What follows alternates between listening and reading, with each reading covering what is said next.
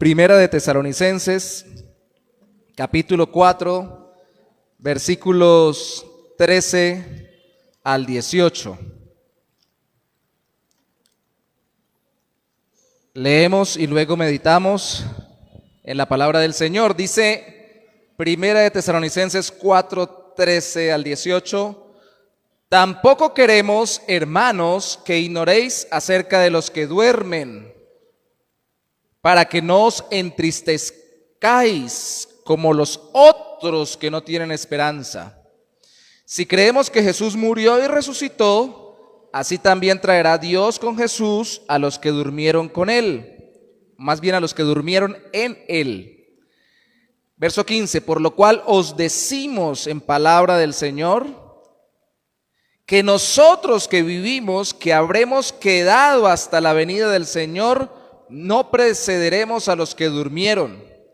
El Señor mismo, con voz de mando, con voz de arcángel y con trompeta de Dios, descenderá del cielo. Entonces los muertos en Cristo resucitarán primero. Luego nosotros, los que vivimos, los que hayamos quedado, seremos arrebatados juntamente con ellos en las nubes para recibir al Señor en el aire. Y así estaremos siempre con el Señor.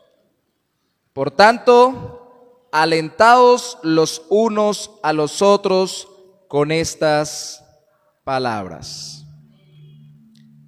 Esperanza y aliento por el regreso de Cristo. Cristo dijo que volvería. ¿Amén? ¿Volverá? Amén. Recordaba la experiencia en una iglesia donde un hombre llegó ebrio o borracho, como decimos algunos, a la congregación, a la iglesia, al culto, y precisamente estaban predicando sobre el regreso de Cristo, y el predicador decía: ¡Cristo viene! Y el hombre decía: ese no viene nada. ¡Cristo viene! El hombre decía: ese no viene nada, interrumpiendo. ¡Cristo viene! Ese no viene nada, decía el borracho. Entonces en un momento el predicador se cansó y: hermanos, por favor llamen a la policía para que saquen a este borracho, dijo. Entonces el borracho dijo: me voy porque esos sí vienen. El borracho estaba convencido de que aquellos que conocía y que ya seguramente lo habían sacado del lugar donde había llegado a molestar, una iglesia u otro sitio, que eran los policías o los que tuvieran en su mando la ley, sí podrían llegar a sacarlo, pero no confiaban que Cristo volviera. ¿Realmente en quién confiamos o con quién esperamos encontrarnos motiva nuestro corazón a movernos, a hacer o a dejar de hacer algo? El regreso de Cristo es una verdad poco predicada en las iglesias. Se menciona, pero poco se profundiza.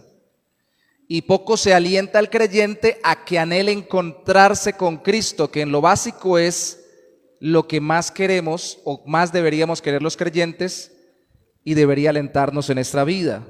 ¿Qué queremos afirmar en esta noche? Que el saber que los muertos en Cristo resucitarán cuando Cristo vuelva debe darnos esperanza y aliento, tanto por los que ya fallecieron en Cristo como por nosotros que vivimos aún en Cristo. Tal vez nosotros seamos la generación que vea el retorno de Cristo, o tal vez no, pero ambas tipos de personas creyentes deben fortalecerse en su vida terrenal o ya en su partida con la esperanza de que cuando Cristo regrese, los muertos sean resucitados y los vivos sean transformados y nos encontremos para siempre con Él, como lo acabamos de leer.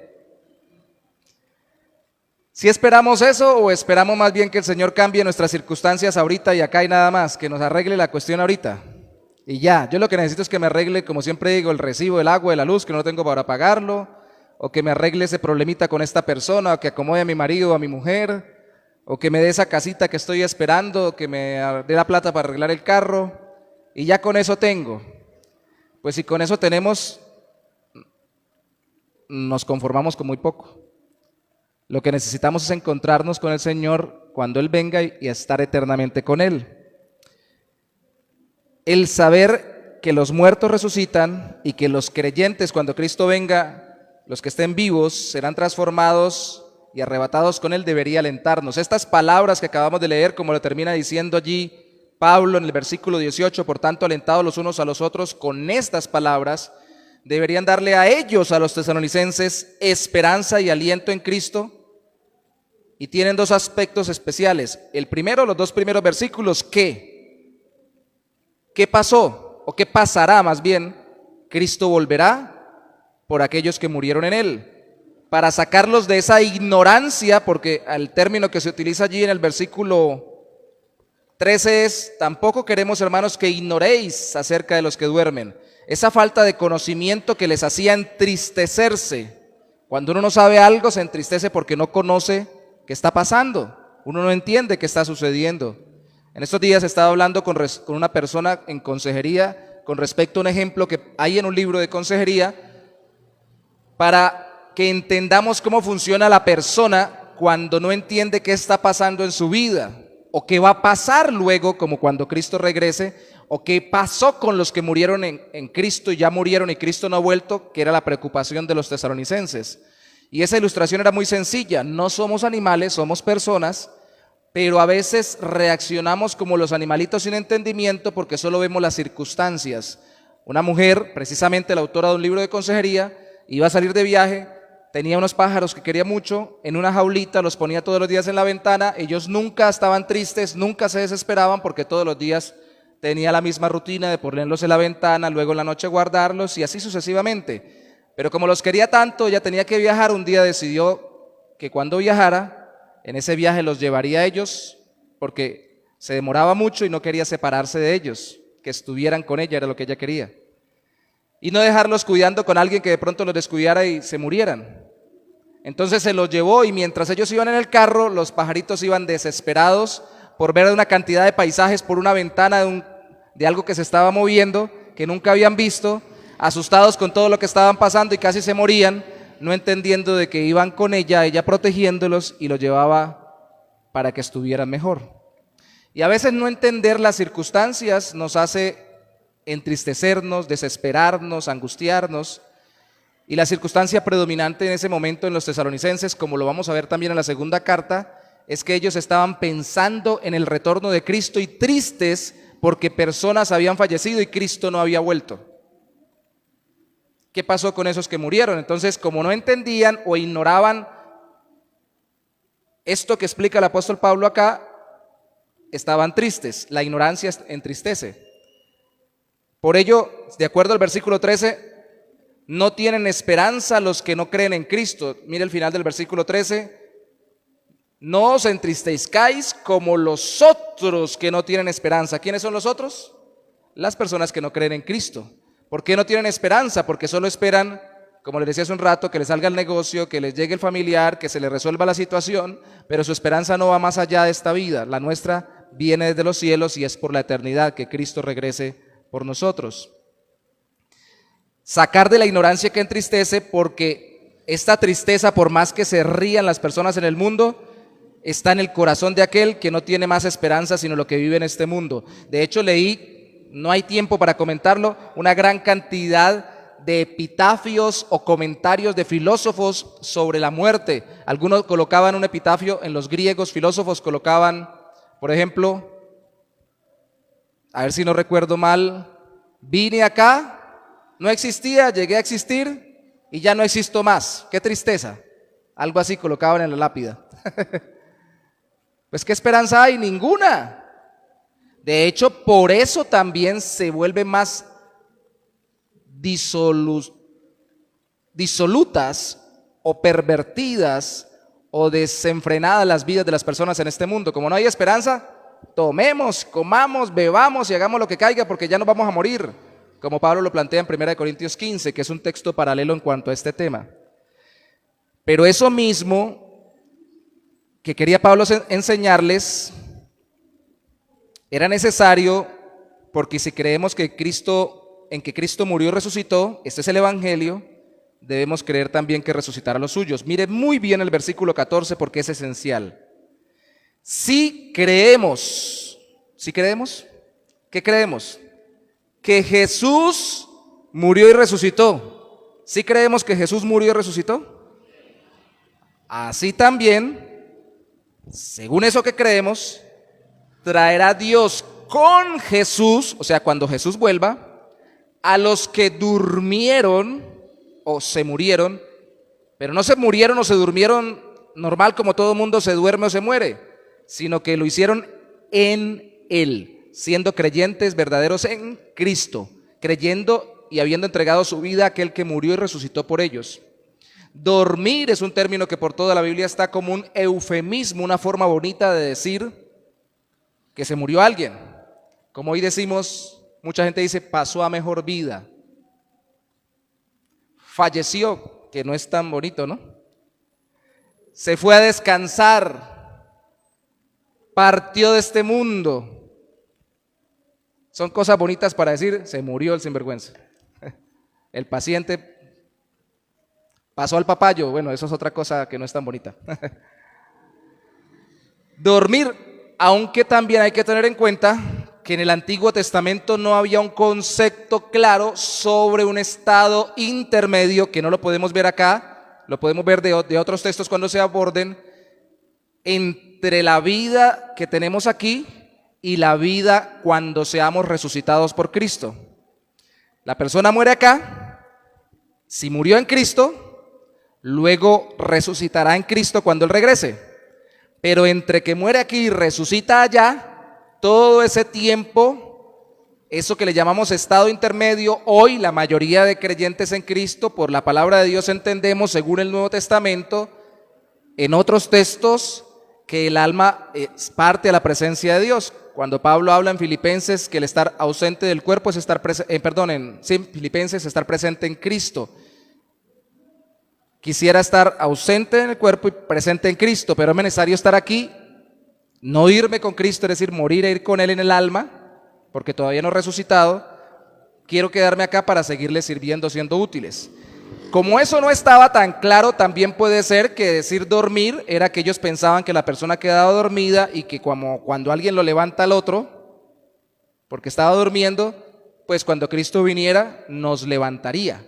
De hecho, la palabra resucitar, ahí la palabra no es literalmente resucitar, sino levantarse, porque Cristo levanta a los que están ahí acostados en la tierra.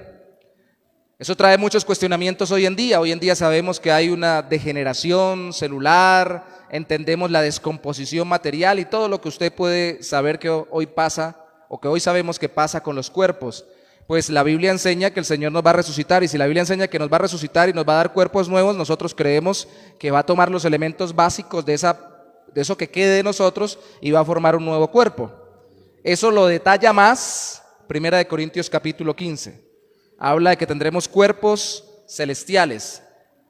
Tenemos ahora terrenales, tendremos celestiales preparados para vivir eternamente y no morir.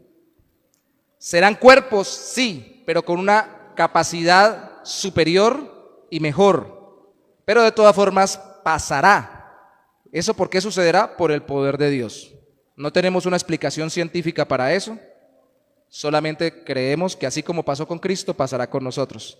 De nuevo, si el evangelio que creemos es que Cristo vivió la vida perfecta por nosotros, murió en nuestro lugar recibiendo el castigo por nuestros pecados y resucitó al tercer día, entonces también debemos creer, como dice Pablo allí, que los que han muerto o dormido, que es una forma bonita de decirlo por lo que ya acabo de comentar, en Cristo, cuando Cristo regrese, resucitarán como Él resucitó, resucitarán con Él.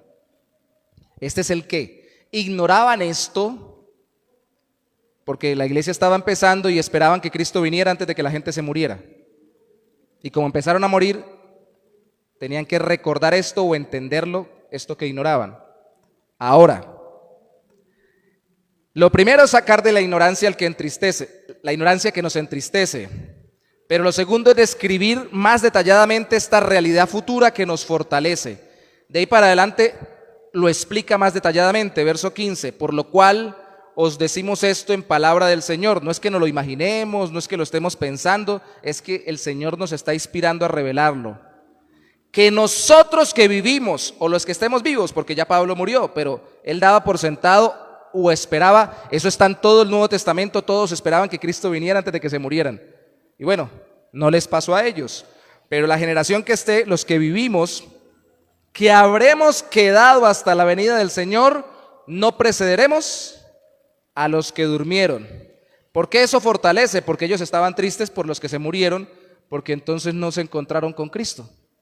Pero resulta que los que se murieron son los primeros que van a encontrarse con Cristo cuando Cristo venga, porque los va a resucitar primero, de acuerdo a la versión Reina Valera 95, también creo que la Reina Valera del 60, el versículo 16 al final, los muertos en Cristo resucitarán primero. ¿También dice así la Reina Valera del 60? ¿Por qué primero? Porque los que ya vivieron en Cristo tienen prioridad. Cuando Cristo regrese, pues ya dieron toda su vida a Cristo. Ya ellos entregaron totalmente su vida hasta el final. Entonces ellos primero. Cristo viene, ellos primero resucitan. Esta realidad futura debe alentarnos, como cuando uno está, en el caso de ellos, esperando que alguien no pierda un premio y dice, ay, ya se fue, ya no le dieron el regalo. No, estos murieron, pero se encontrarán con Cristo porque resucitarán. No se perdieron de nada ni se perderán de nada. Segundo, el Señor mismo, verso 16, con voz de mando, con voz de arcángel y con trompeta de Dios, descenderá del cielo. Entonces los muertos en Cristo resucitarán primero. Lo otro que nos detalla aquí Pablo es que el Señor va a regresar con toda la autoridad para, como un general de un ejército, en este caso el Rey Celestial, convocar a todos los que son su pueblo, a su ejército, y llamarlos a la batalla, así como cuando tocan la trompeta, ese es el símbolo para una guerra o para avisar algo, con voz de mando, como un militar grande, llamando a sus ejércitos, o con voz de arcángel, que los grandes ángeles son los que convocan los grandes eventos, sobre todo lo vemos en Apocalipsis, de parte de Dios en la tierra, porque es el Rey Celestial que viene y llama. Y cuando Cristo llama, ¿será que cuando Cristo venga y llame a los que están muertos o que murieron en Él, ellos van a salir? ¿Usted qué cree? Yo creo que es tan seguro que esto suceda como cuando Lázaro salió de su tumba. Ahí están listos, ¿cierto? Lo creemos, pero tenemos pruebas dentro de la misma Biblia. Pablo incluso cita gente que resucitó Cristo y que vio a Cristo resucitado también, e incluso se citan personas que resucitaron cuando Cristo murió, una cosa espectacular que pasó, formidable, maravillosa. Pero yo lo creo porque cuando Cristo le dijo a Lázaro, Lázaro, ven fuera, Juan capítulo 11, Lázaro salió. Cuando el Señor habla, los muertos obedecen. Si le dice venga, Él viene. Él no gritó de allá, no puedo porque estoy muerto.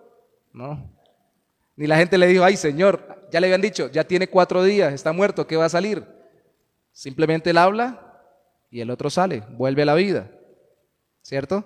Lázaro murió para volver a morir, pero estos vivirán de nuevo para nunca más volver a vivir y tener un cuerpo como el que tendremos los que estemos vivos, si estamos vivos, y si ya hemos muerto, resucitaremos para tener un cuerpo como el que tendrán los que están vivos y que sean transformados en un cuerpo glorioso, para no volver a morir más. Lázaro resucitó para volver a morir, pero los que resuciten en ese momento van a vivir eternamente con Cristo. Tiene el poder. Hay que entender esta realidad futura para animarnos, nos fortalecemos en que los que ya murieron van a tener prioridad para resucitar primero, y que Cristo viene poderoso para mandar que resuciten. Y el verso 17 dice, luego nosotros, ya está explicando, primero ellos, luego los que estemos vivos. ¿Qué va a pasar? Los que vivimos, los que hayamos quedado, seremos arrebatados. Eso no quiere decir alborotados, ¿no? Porque las palabras en el español toman varios significados, sobre todo con el tiempo y con las culturas diferentes, ¿no? Seremos arrebatados juntamente con ellos, todos juntos, aunque ellos primero resuciten, y esto puede ser de segundos o milisegundos, pero Pablo lo que quiere darles a entender a ellos es que no se desesperen por los que ya murieron en Cristo, porque ellos están en la mente de Dios y también resucitarán. Cuando Cristo venga estarán también con Cristo. Pero que juntos todos, muertos, resucitados, vivos transformados, según la palabra en 1 Corintios capítulo 15, versículos 51 y 52, ya hablamos de eso, transformados, seremos todos arrebatados. ¿Qué quiere decir arrebatado? De nuevo, no es alborotado, no es alocado, no es desesperado. Porque en mi tierra nos criamos donde decíamos, esa persona vive como arrebatada, anda como arrebatada, quiere decir como loca o desesperada o como desordenada, desorganizada. No. Aquí la palabra arrebatado es la palabra en griego que significa tomado violentamente. Puede ser violento en fuerza porque Dios tiene la fuerza para hacerlo, pero también violentamente de rapidez. La Biblia habla en 1 Corintios capítulo 15, versículos 51 y 52, que seremos, los que estemos vivos cuando Cristo venga, transformados en un abrir y cerrar de ojos. En un momento tenemos un cuerpo mortal, ¿y cuánto demora un parpadeo? Ya pasó hace rato, lo hice y lo acabo de comentar. En eso que demora el parpadeo, o sea, en nada de tiempo, cuerpos gloriosos. Si eso es así de repentino, la palabra arrebatado significa no solo que seremos tomados, sino que será rápidamente y seremos llevados con Él. Ahora, muchos dicen que esto es muy simbólico y que sí significa que Cristo vendrá por todos, pero que no necesariamente todos los detalles tengan que darse. Y sobre el término específicamente arrebatado, los que sí creen que se deben darse los detalles, pues nosotros creemos que sí se dan estos detalles que no son tan detallados, tampoco es tan detallado, es muy generalizado, ¿no? Alguien pregunta, por ejemplo, alguien podría preguntar, y ya me lo han preguntado, ¿y cuando seamos cuerpos gloriosos quedaremos jóvenes o viejos? ¿Volveré a tener cabello o quedaré calvo? ¿Sí? ¿Seré simpático o como cuando estaba joven cuando tuve acné? Hermano, esos detalles no importan, pero eso nos importa mucho de este lado de la eternidad, ¿no? Pero no es tan detallado, estas son cosas muy generalizadas, pero son detalladas para lo poco que sabían antes sobre ese evento los tesalonicenses y los corintios que los estamos viendo en paralelo. Primera y segunda de Corintios habla mucho de ello. Pero acá los tesalonicenses, por el dolor de que se habían muerto y no había Cristo venido y varios habían muerto. Los corintios sí, porque eran curiosos y querían saber qué cuerpo tendrían, y Pablo les explica qué tipo de cuerpo es el cuerpo glorioso sin dar los otros detalles que hoy se preguntan. Lo que es cierto es que el término arrebatados también le ha sacado hasta películas. Esta palabra aparece, por ejemplo, cuando en Hechos capítulo 8, dice la palabra de Dios que es tomado Felipe y es puesto en Azoto, es llevado por Dios. Lo coloca después de que le predica al etíope eunuco, lo lleva de un lugar a otro, lo teletransporta, dirían hoy en día en las películas. Eso es un milagro del Señor, que el Señor lo agarró, lo sacó de Bucaramanga, por ejemplo, y lo puso en Cúcuta. ¿Y qué pasó aquí? Ahí me cargó. Y es la misma palabra que aparece aquí, tomado violentamente. En el griego, si no estoy mal, es arpazo. De una y rapidito. Pero se ha elaborado toda una doctrina sobre el arrebatamiento, que no tenemos tiempo de verla ahorita. Eso puede verse después en doctrina escatológica, en una materia los domingos en la mañana. Estamos en culto de oración, no se desesperen. El asunto es que se ha elaborado dos doctrinas, dos énfasis especialmente. El énfasis en que este arrebatamiento es sí con Cristo, sí porque Cristo viene en su segunda venida, pero que lo recibimos en el aire para irnos con Él y estar 7 años mientras dura acá una gran tribulación. Otros dicen que no, que la mitad, 3 años y medio, y que luego vendrá, y que luego que nos deja allá, Él se viene acá a reinar. Aquí se desarrolla la gran tribulación y luego nos trae de nuevo a reinar con Él. Otros de otras posturas dicen no creemos en ese tipo de cosas, eso no quita ni pone la salvación, eso sobre Apocalipsis y sobre los eventos finales. Y dicen no, sencillamente lo recibiremos en el aire. Como cuando el hijo pródigo vio que su padre salió a recibirlo fuera de la casa. La costumbre era salir a recibir los reyes fuera de la ciudad para traerlos y acompañarlos hasta la ciudad. Recibirlos, entonces nosotros los recibiremos a Él en el aire, aún viniendo, aún llegando, los resucitados y los que estemos vivos, transformados, con cuerpos gloriosos, para bajar con Él. Entonces los unos dicen, qué tontería, los que dicen que estamos 7 años y medio arriba o 3 años y medio, Lo vamos a recibir en el aire, ¿para qué? Para devolvernos. En vez de irnos al cielo y estar los 7 años, entonces los otros dicen, pero también hacemos una vuelta nu. Los otros dicen, pero también es una tontería, porque entonces el que hace la vuelta nu es Cristo. Viene hasta el aire, lo recibimos en el aire y se devuelve con nosotros para llevarnos 7 años y medio allá. Ambas posturas tienen sus defensores. Lo cierto es que se le ha dado demasiado énfasis a esto. Yo no veo aquí la primera postura, la más tradicional en nuestras iglesias, que no es la más tradicional en la historia, aunque algunos rebaten que sí, la iglesia cristiana, la de que hay 7 años y medio, 7 años de gran tribulación o 3 años y medio por las expresiones simbólicas de Apocalipsis que se citan del Antiguo Testamento. Le han dado énfasis a un arrebatamiento secreto. La gente no se va a dar cuenta y ya no estamos acá.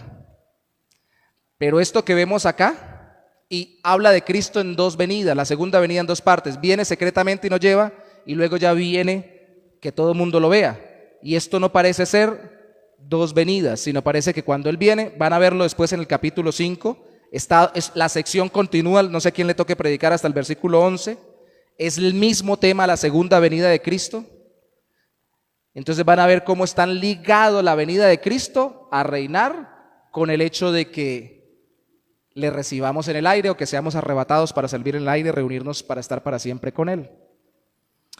Entonces no parece ser secreto, que es el énfasis que han hecho. Hay gente que coloca hasta letreros en los carros. Cuidado, el conductor de este carro es cristiano. Si viene el arrebatamiento, se queda sin conductor. Pues ese no es un buen método evangelístico, no, me bajo porque este loco me va a matar. ¿Qué tal que piense que vino el Señor y se tire por la ventana? Yo entiendo la convicción, es tan buena la teoría o la interpretación de este término arrebatamiento o de este hecho del arrebatamiento, que es real, aquí está en la Biblia. Es el único texto en la Biblia que es claro sobre el arrebatamiento. Los otros son textos más simbólicos que han sacado películas en Hollywood sobre esto. Tanto los que creen una cosa u otra, si creen en Cristo como Salvador no hay problema. Unos decían, ay, pero dar una vuelta nu para regresar, se sorprenderán si así es, con tal de que crean en Cristo volverán. Y los otros dirán, ay, dar una vuelta, que dé una vuelta el Señor para llevarnos hasta allá. Si así va a ser, entonces así será. Lo que hay es que creer en Cristo, creer que Él resucitó, murió, resucitó por nosotros, y así sucederá, y punto, y ya. ¿Me explico hasta acá? Porque estamos tratando la venida de Cristo, el consuelo de que los que resucitan y que seremos transformados, y la gente se queda aquí en el arrebatamiento. ¿Claros hasta ahí? Y dejen tanta película, hermanos. Porque las películas a veces no enseñan. Yo me acuerdo de una hermana que me dijo, ya sé cómo es el Apocalipsis. Yo le dije, ¿cómo, hermana? Dijo, eso es una bola grande, grande, grande, grande, que viene encima de uno así grande, grande, grande.